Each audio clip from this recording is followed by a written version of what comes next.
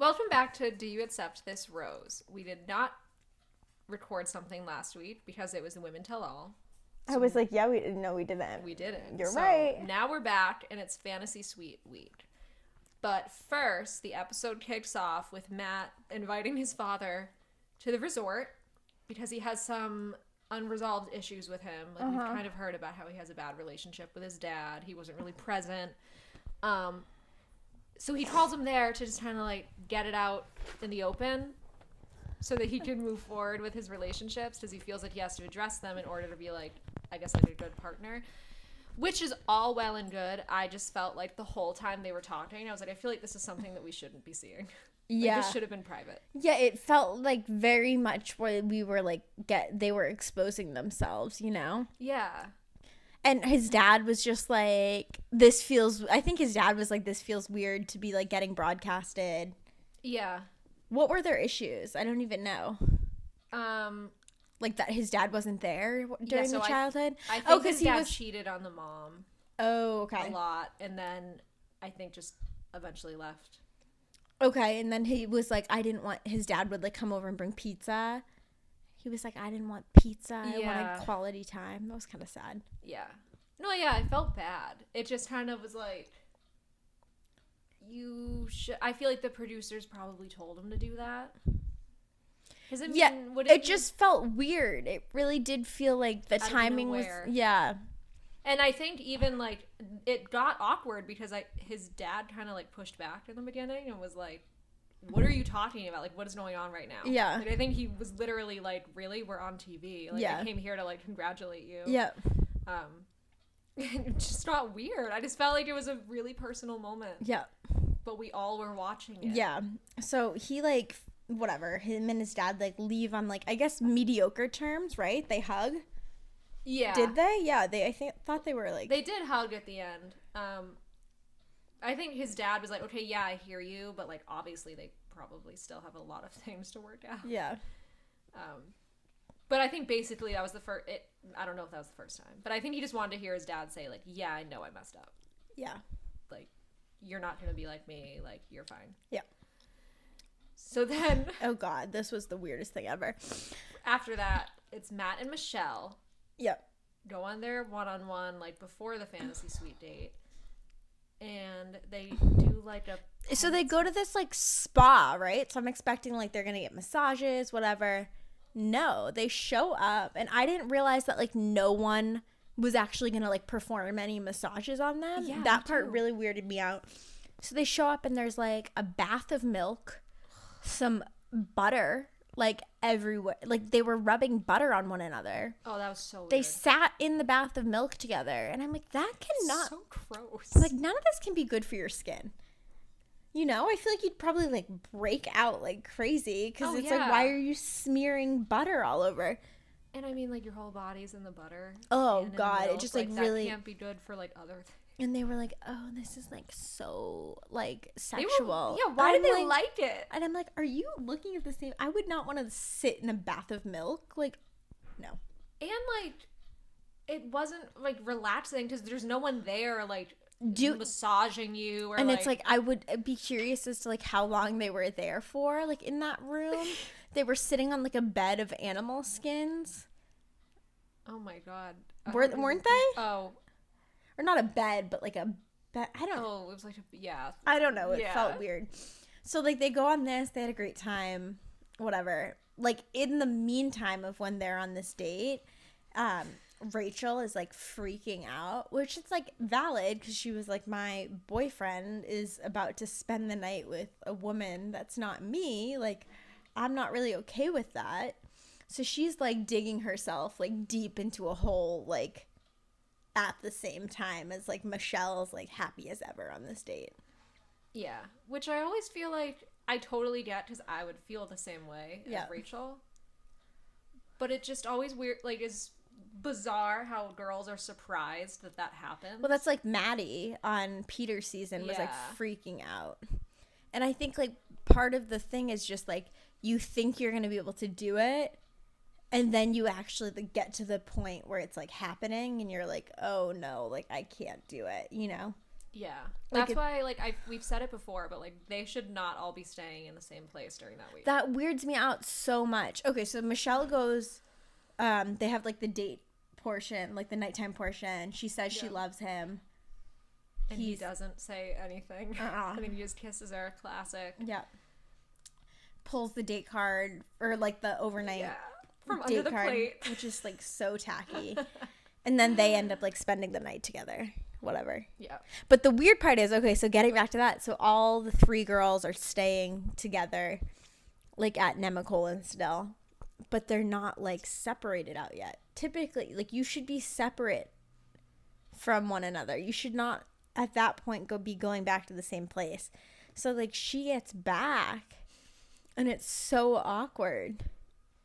And she tried so hard to, like, kind of, like, steer the conversation away. Yeah, because they were like, how was it? And she was like, it was good. And they're like, well, what'd you do? And they're like, like, went to a spa, whatever. Yeah. It just, like, is awkward. So, like, then Rachel's, like, digging herself even more in a hole.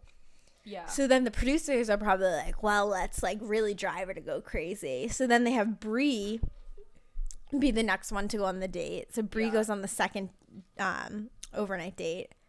And they go, like, camping-ish. It was, like, such a waste of a day because, like, I think they went through, like, a hike, right? They, like, hiked up a mountain or hill or whatever and, like, pitch a tent and, like, do everything that you would if you were spending the night there. And he's like, oh, no, we're not sleeping out here. So, like, what was the point of I'd be pissed if I had to set up a tent and I didn't even, like, use it. And she did it. Like, he didn't know how to do anything.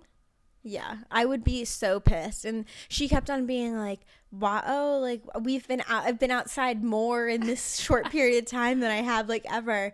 Because all of their dates were outside. Yeah, she really got screwed. Yeah. This whole season, I feel like, are some of the worst dates I've seen. But also some of the best, you know? Like, I feel like Michelle got some good ones. Yeah. Like, if you can go, like, they went, like, what, skydiving, they went ziplining, in the hot air balloon. That's true. I honestly can't even remember, like, the beginning of the season, really. Me either. Like, doesn't Victoria being on it feel like years ago? Like a different season. Yeah.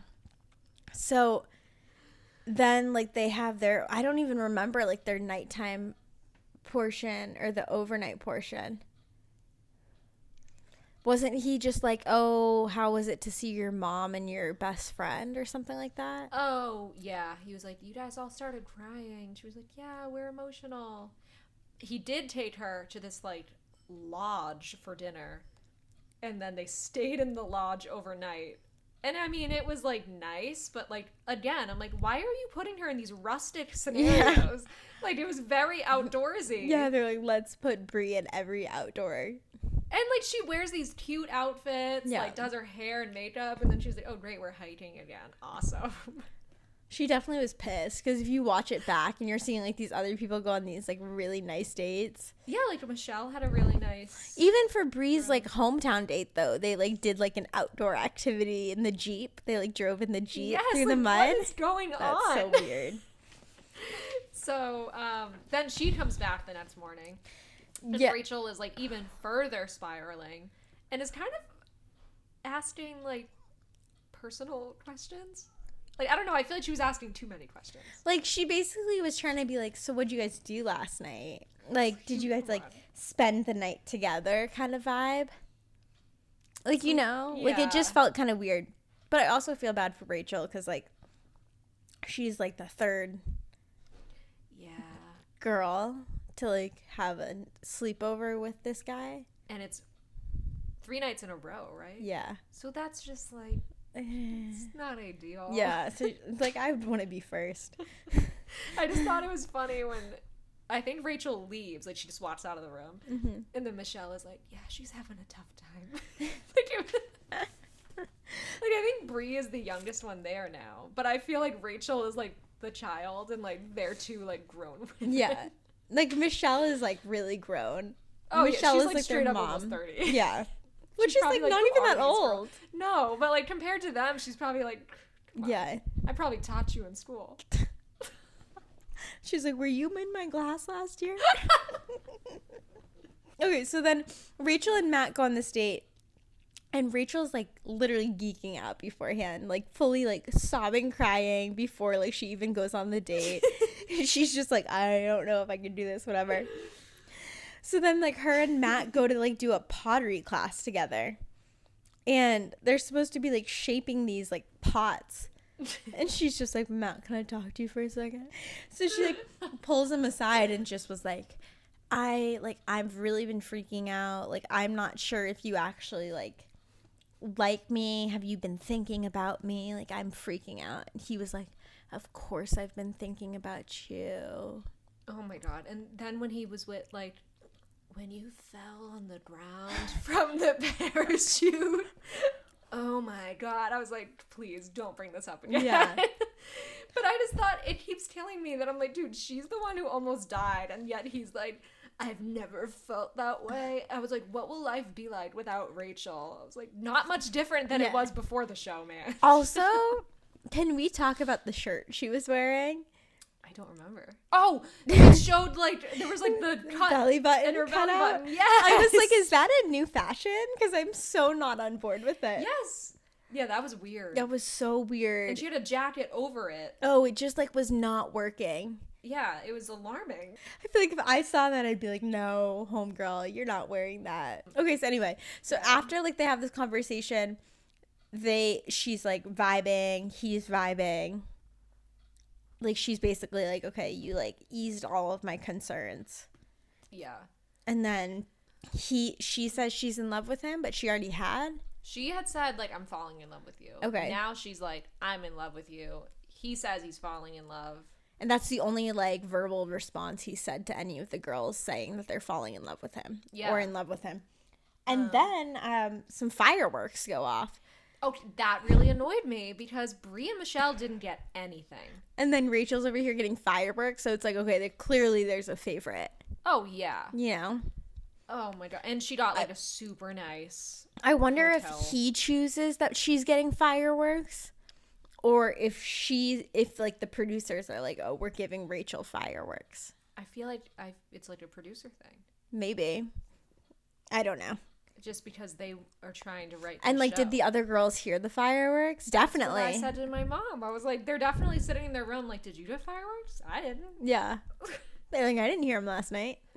Like, you know? Like, what the heck?